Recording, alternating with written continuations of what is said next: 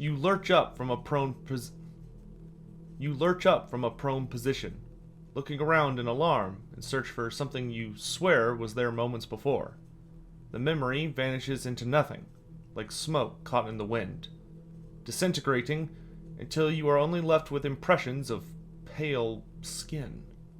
Snapping back to reality, you instinctively prod at your ribs to assess the damage from your incident with the doppelganger. To your surprise, while a tad sore, it seems most of the extreme damage had been healed. Realizing then that you were returned to your room, the door creaks open and you see an exhausted, aging man peek his head inside. Ah, there you go. I was beginning to worry that you were not going to wake up in time for the work we still need to do. Here, put this on. I know it's not the most fashionable article of headwear, but wizarding hats tend to be crafted in that wide-brimmed, conical shape for some curious reason. Never did figure out if that is a stylistic preference or some element of the enchanting process. You look the spitting image of an old hedge wizard associate I had when he was younger. In any event, this will provide you with the ability to channel the winds of magic once again, since you no longer bear my power. Just be sure not to wear it too long. While I did augment the bindings to alleviate the usual symptoms from wearing such an enchanted item, it can still be unhealthy to utilize for an extended period. Now, listen carefully. I need your help to secure the house.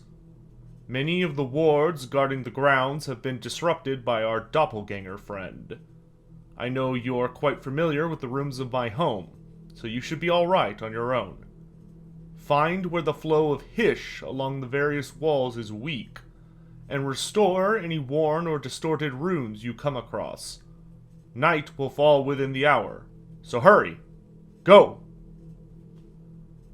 Not wanting to find out what kinds of undesired visitors may force their way in on such an ill-fated evening, you quickly set your mind to tracking the lines of light magic that weave throughout the home in ritualistic patterns.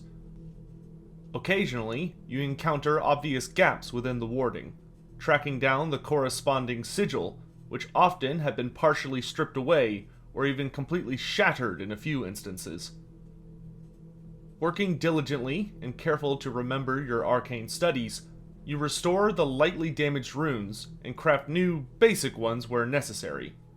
Although the arcane markings you're able to reproduce from memory alone are not terribly powerful or efficient, they'll service for bridging the gaps and ensuring that the magic resumes flowing. After the first hour ticks by, you start to notice strange things occurring throughout the house. Soft whispers, full of grand promises, and creeping shadows that vanish if you look at them directly. Thankfully, you near the end of your route, and see the final breach in the barrier of the house, attempting to carve a fresh rune into the wall, when it begins to distort. Pink and blue sparks start to fall from holes burning into the wall, and as they converge and grow, you see something looming just beyond. A massive creature, covered in a bizarre assortment of brightly covered feathers. It reaches one immense taloned hand through the ever-widening portal. You grind your teeth in desperate concentration, trying to ignore the large avian eyes staring out at you from the smoky abyss beyond. Just as you finish the final rune, a deep, mocking laughter radiates from the tear in reality, before transitioning to cast a spell of its own. Sweat drips from your forehead as you struggle against a force far more ancient and powerful than anything you could comprehend, and the flow of magic sputters under the oppressive will of your opponent. The towering demon lashes out through the portal, attempting to seize you with one of its huge claws, and pull you into a realm of eternal nightmare. Just then, another voice rings out from behind you, joining to the singing chorus used to control the wind of Hish. The blue-skinned hand immediately retreats as if burned, angry hissing sputtered from the monster on the other side.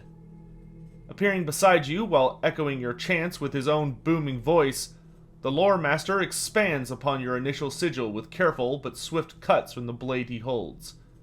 Together, the both of you manage to stabilize the flow of Hish, and the portal starts to close, despite the roars of defiance from within the realm of chaos. Robbed of an easy victory, the greater demon launches forward in a desperate rage.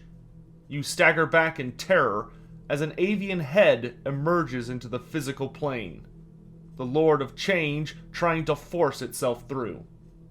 The Loremaster staggers back for a moment before stepping forwards, moving his hands through the air in a complex series of gestures and causing rays of burning light to flare into life. The smell of burning ozone fills the room, and the demon of Tzeentch shrieks in agony, clawing forward against the beam of purifying magic and looming over the Loremaster. Mustering your courage, and unable to think of anything else, you rip the crumpled wizarding hat off your head and throw it into the aberration's face. The Lord of Change balks at the surprise, its concentration broken for but a moment. The Loremaster leaps into action, directing the magic of Hish into an impressively large orb of burning light before hurling it at the demonic invader. A final distorted screech emits from the monster before it is struck by the banishment, a blinding flash filling the room as the corruptive presence is purified.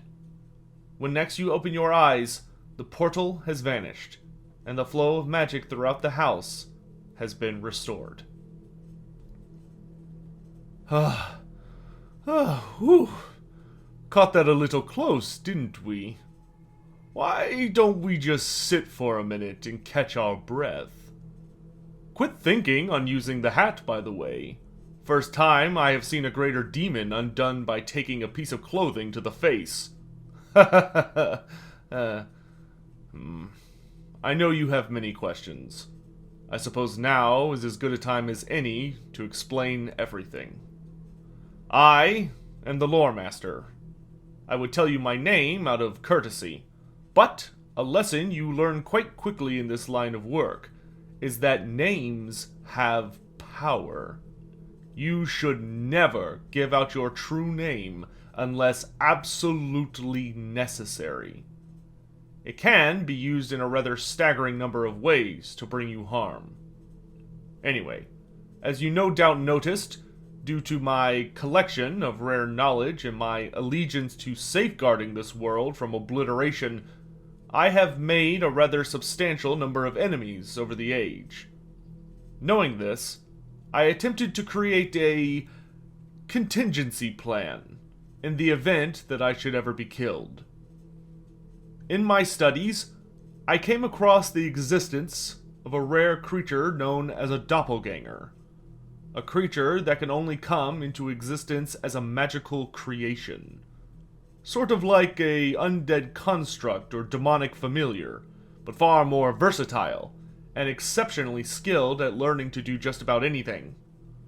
They're incredibly difficult to create, not to mention dangerous, but the payoff can be quite impressive.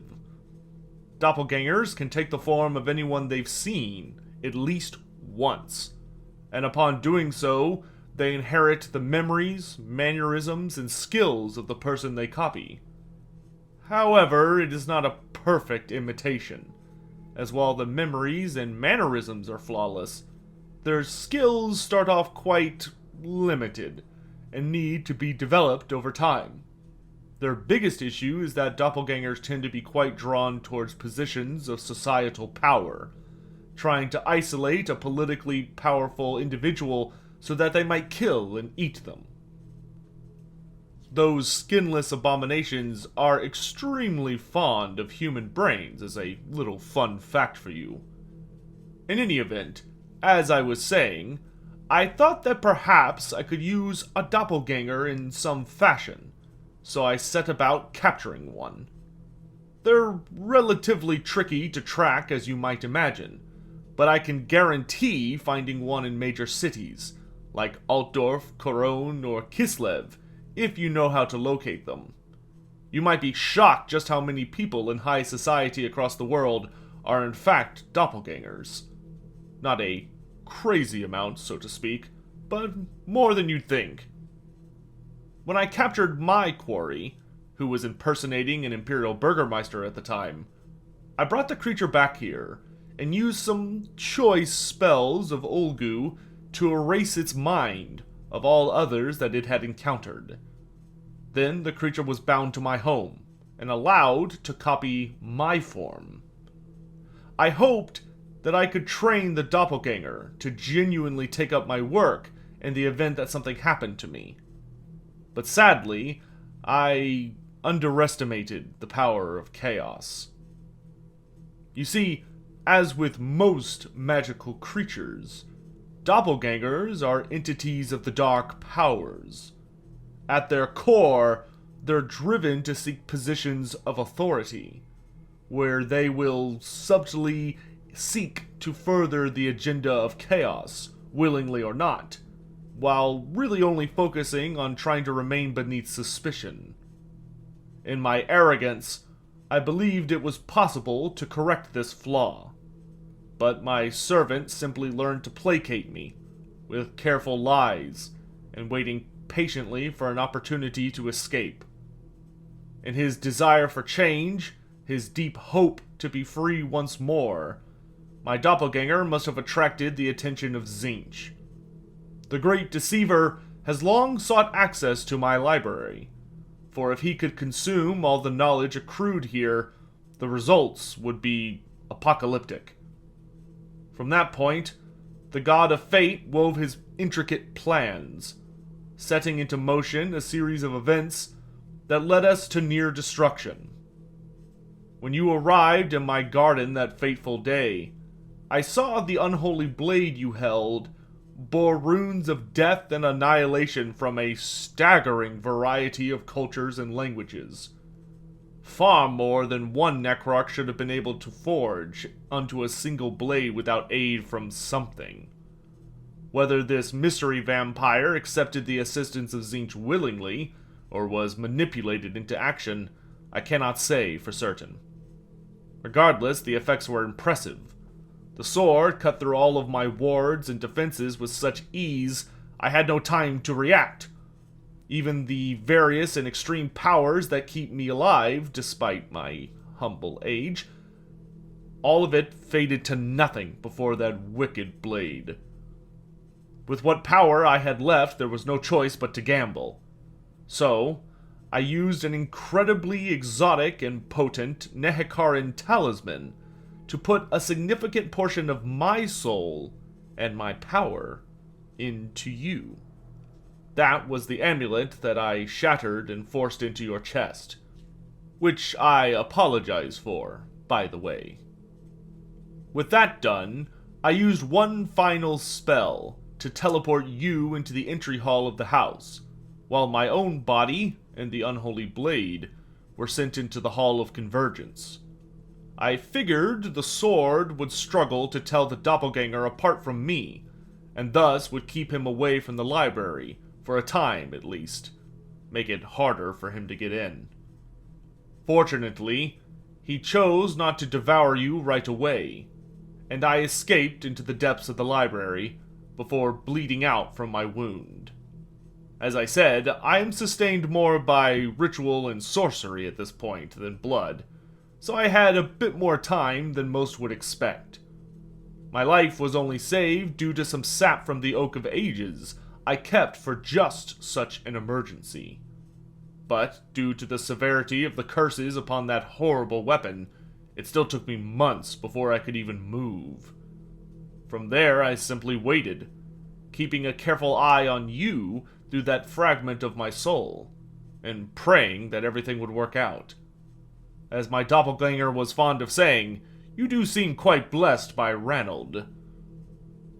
As for your time here in the house, I can tell you that all the various stories and facts the doppelganger shared with you about my life were true. I am not thrilled with how he framed some of those tales, but ultimately, none of them were lies. So, I think that just about wraps everything up. So thank you for your wonderful assistance. We should get some rest. You have a question for me? Ah, you wish to know how I have been able to do everything I do. Wondering just how old and powerful the Loremaster is, do you? Very well. If it were not for you, I would very likely have perished by now, and my library either destroyed or devoured by the Architect of Fate. But I will warn you.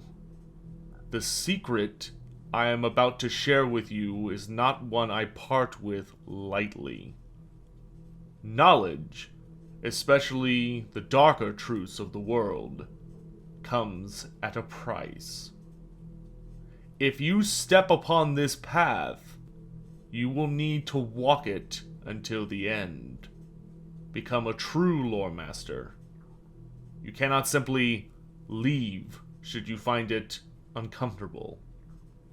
But, should you see it through to the end, should you succeed, the rewards are quite potent indeed. So what will it be? Very well. I hope you do not come to regret your decision. Tell me then, have you been having strange nightmares lately? The ocean and its crushing depths, haunting you even in your waking moments, following you out of your dreams? Yes, I thought so.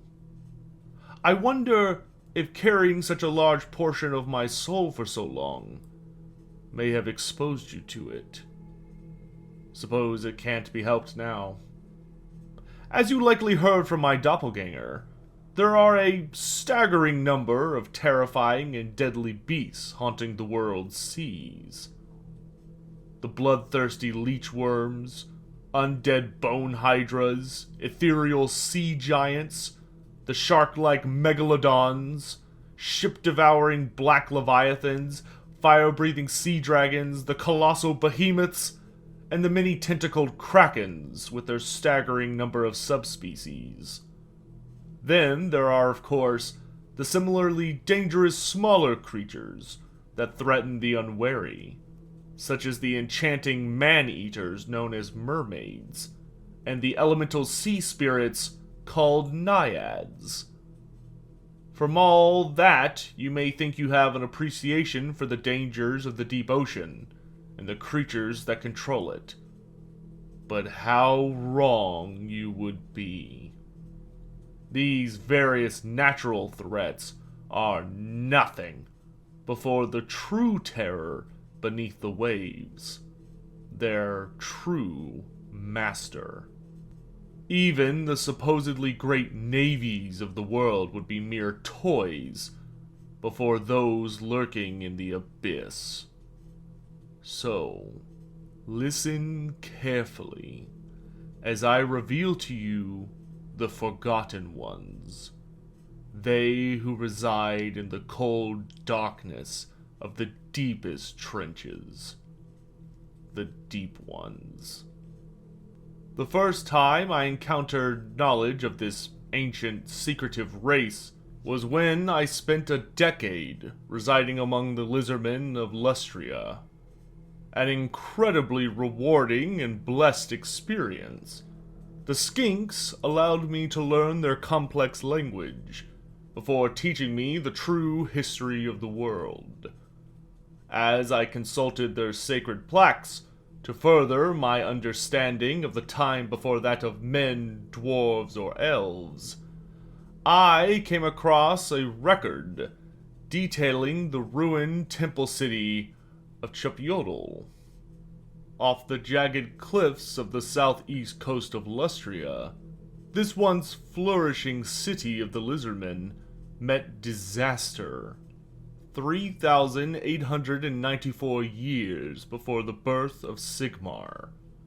According to the dust-coated stone tablets, during the war against Chaos, the city had slowly began to sink a little each year, due to some unknown cause. For over 500 years, the Slann contemplated what could be behind this strange phenomenon. But before they could discover the answer, the disaster came. On the eve of the alignment of the fire stars, a great tremor struck the eastern coast of Lustria, followed by the ocean draining away to expose the seabed all the way to the horizon and beyond.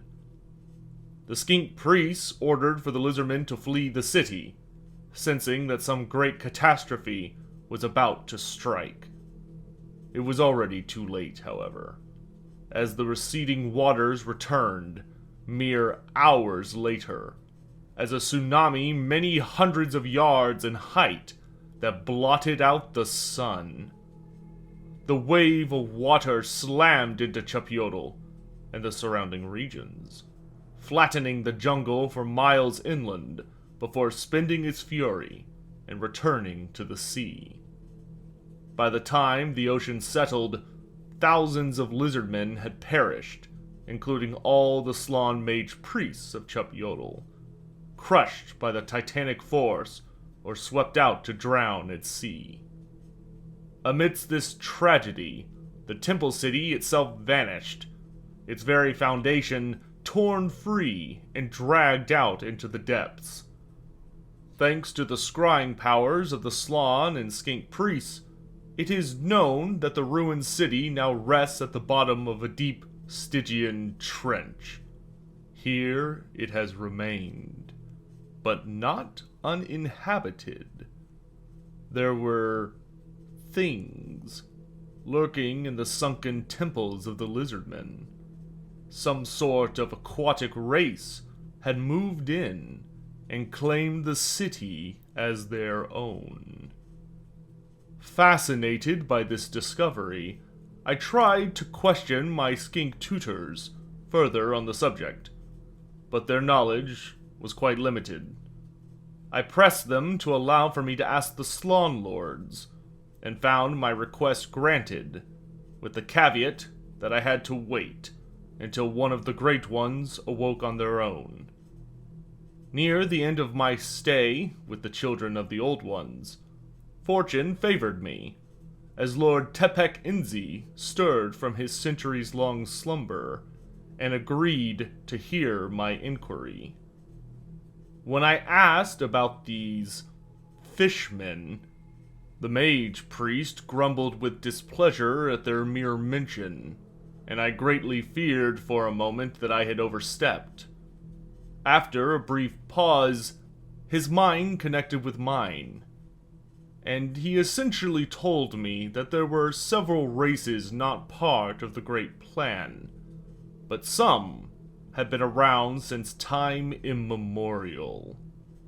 Most of them were scattered remnants of fallen empires, or rare primordial titans, except for one specific race. An ancient, hateful race that has dominated the black depths of the ocean even before the coming of the Old Ones. Once, they had ruled most of the planet, until the Slann, under the direction of the Old Ones, separated the supercontinent into the world as we know it today. This event likely devastated the Undersea Empire, as the geography of the world saw dramatic shifts, and their grand oceanic empire was divided up into segments. I then asked the Slann, why had these creatures not been seen elsewhere in the world? Why had they not attempted to retake their fallen territory? Lord Tepek Inzi declared that powerful as they were, these forgotten horrors were exceptionally adverse to the light of the sun, and much preferred the crushing depths of the ocean. That was the last time he spoke to me on the subject, and soon my preordained time with the lizardmen came to an end. My curiosity was not satisfied, however, and instead of making the trek to the port of Skeggy, I instead went to the southeastern coast. I wanted to see for myself if these legends were real. So, I made camp on the cliffs overlooking the waters, where Chup Yodel had sunk so long ago, resting during the day and searching for signs at night. While stalking out for these deep ones, as I came to call them, I considered the tragic events that claimed the sunken city. The lizardmen are absurdly gifted, unmatched even, at the art of foresight and prophecy. Not to mention the world's greatest masters of the legendary lore of geomancy. So how could it be they were not able to halt the Temple City's slow descent towards the sea, much less simply identify the cause? How could they not see coming such an immense natural disaster from some colossal tremor in the sea? Unless... what if it wasn't natural? What if the tsunami had been an orchestrated event? An intentional attack from an ancient foe to claim a beautiful city for themselves. A race capable of hiding their acts from the near-omniscient Slann and unleashing such a devastating ritual. Could these deep ones be responsible? For 3 months I waited upon the shores of Lustria, each day causing more doubt to enter my mind. Perhaps they were simply a myth, an exaggerated tale, or misunderstood phenomenon. The lizardmen were not infallible, after all, and their understanding of the world since the coming of chaos seemed shaky at best. Then the pirates came. Apparently, some ambitious murderers and thieves had built up a moderate cove of sorts within the cliffs I rested upon, stashing a fair amount of treasure and arms within a cleverly disguised cove. Disappointed by the mundane nature of my unaware guests, I vowed to leave the next morning if nothing occurred. When the moons rose over the horizon, the dark waves reflecting those heavenly bodies, things began to emerge from the sea. The deep ones had finally risen from the depths. They were hideous, roughly humanoid in shape, with glowing eyes and pallid flesh. What caught the most of my attention was their gaping mouths, filled with row upon row of shark-like teeth, wielding bizarre weapons that looked crafted from the bones and scales of titanic sea creatures. They stealthily approached the slumbering pirates and set upon them, the outnumbered humans shrieking in abject terror as they faced nameless nightmares. It was over in a matter of minutes, most of the creatures falling upon their prey and devouring them alive in chunks like feral beasts. Not all met this immediate fate, however.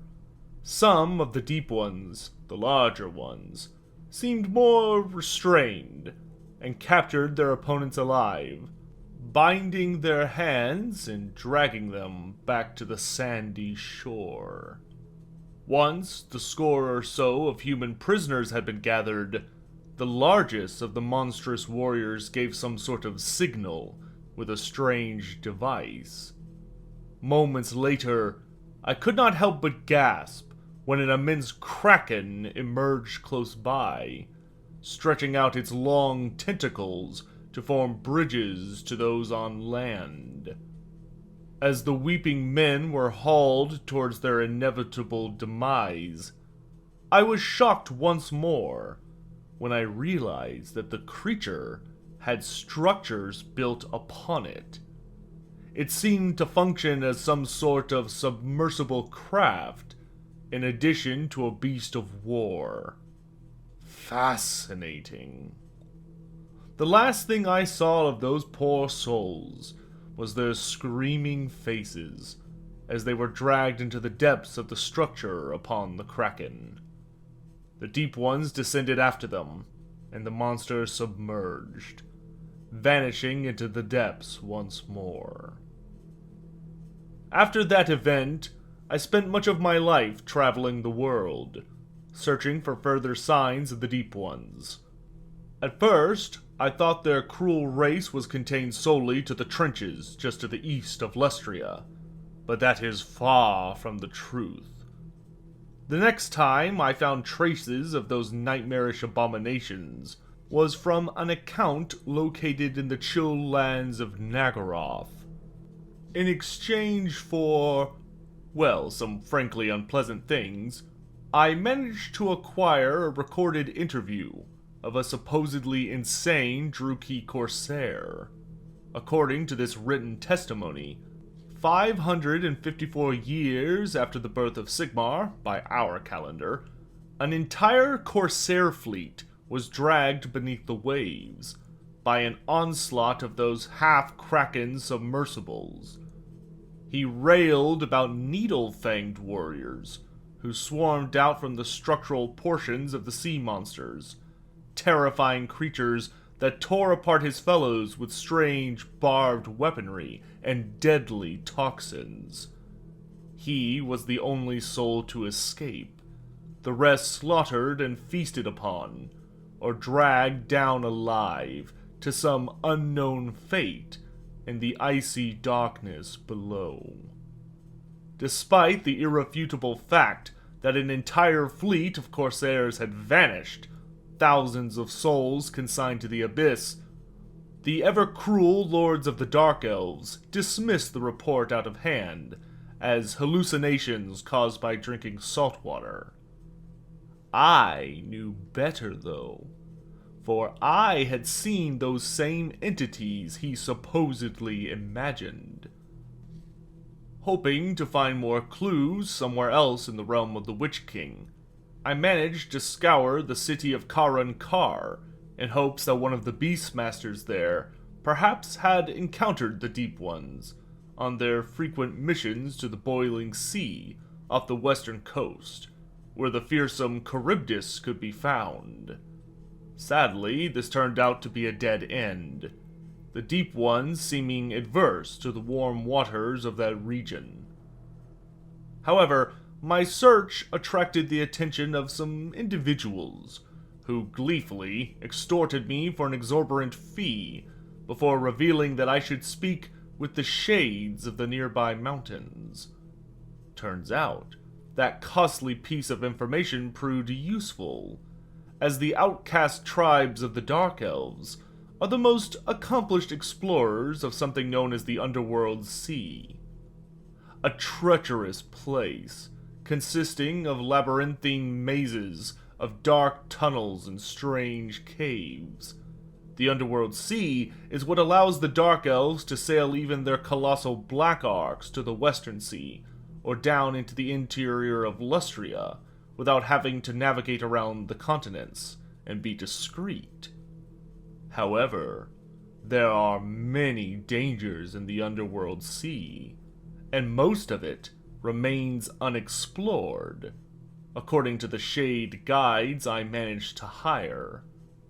Each decade brings new discoveries, and they have already started to find ancient outposts of an entire lost civilization hidden deep within the caves amid the dark waters. This would seem to confirm the information I received from Lord Tepek-Inzi.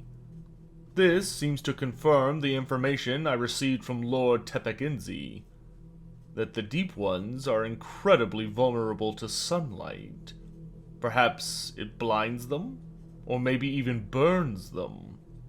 The final portion of their empire I managed to uncover on my own was upon the island continent of Ulthuan. For does their island not float above the seabed on naught but magic? This, of course, protects them from the predations of the Skaven, but there are other things to fear in this world. Thousands of years ago, a terrible civil war rent the homeland of the elves, in a cataclysm known as the Sundering. It caused an incredible amount of damage and destruction across Ulthuan, sinking large portions of the continent beneath the waves. Whispered rumors tell that the same quarry I hunted had taken up residence within the many sunken cities of the High Elves, perhaps even claiming the flooded tunnels of Kathik's lost subterranean cities that even today are still full of the dead from that ancient calamity. Much about the Deep Ones is unknown. Based on the records and information I have accumulated over the centuries, I suspect that their undersea empire currently spans the entirety of the Great Ocean. There are vague accounts of these creatures popping up in Telea, Estalia, the Border Princes, the Empire. They are incredibly sensitive to sunlight, though whether this is due to simply its brilliant radiance or the heat of day is unclear. These abyss dwellers are quite intelligent, having tamed the fiercest monsters in the sea to their will as beasts of burden in war.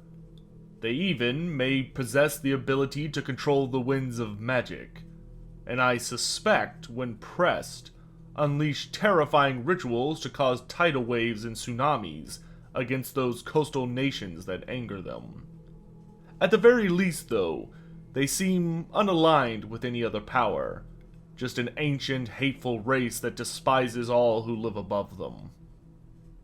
Now then, you wanted to know about my long life. Yes, my friend, I am immortal in a sense. As I told you, however, such knowledge comes at a price. The Loremaster carefully holds up his right hand and snaps his fingers, the room going completely dark. Your heart leaps into your throat, panic setting in as you find yourself in a complete oblivion without even a hint of light. The salty scent of seawater assaults your nostrils, just as the distinct sound of lapping waves reaches your ears. Now, my young Loreseeker, you shall be granted the greatest secret for all your service. For it is Geheimnisnacht, a night of great opportunity for those willing to seek it. For you see, in truth, I found the Deep Ones. I journeyed to their sunken city in the ancient temples of Chupyodal, and they changed me, altered me, so I could explore the surface world and assist them in learning all there is to learn. And now, they will change you, alter you, make you like me. Do not struggle, my friend. It will hurt much more if you do. Don't you understand? They called to you. They chose you in your dreams. And now the time has come. Embrace the sea.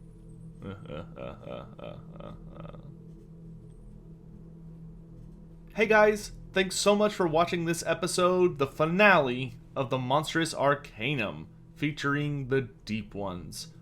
I really hope you all enjoyed this episode, and if you did, please crush that like button. If you haven't already, Please consider subscribing if you'd like to see more Warhammer Fantasy content in the future, and hit that notification bell to be alerted about future uploads. With this, we are officially done. The Monstrous Arcanum is complete. So for those of you who find all the roleplay aspects super cringy, congrats, we're past that now, at least for a while. I did have such an awesome time making this series, and really felt like I got to expand and work on some skills that I've never touched on before. And it's been a lot of fun, but man, I'm so tired now. I'm going to take a little bit of a break, I think, for a few days at least. All of the episodes are sorted into a playlist in order, so if you haven't already, be sure to check that out just for hours of spooky monster goodness. Real quick, I want to go ahead and thank all of my patrons for their awesome support, and give a special shout out to the King Lads, Sign of the Emperor, Charles Bode, Eric, Jeffrey Ramers, Wendell Short Eyes, CJ Ubusta, and Higgins the Seagull. Thank you all so much for watching. I do genuinely hope you all enjoyed the series, and I thank you very, very much for coming on this crazy journey with me. And of course, happy Halloween. Bye.